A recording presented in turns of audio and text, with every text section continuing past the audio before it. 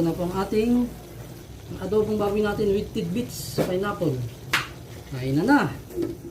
Guys, ito na po ang ating adobong baboy with tidbits pineapple.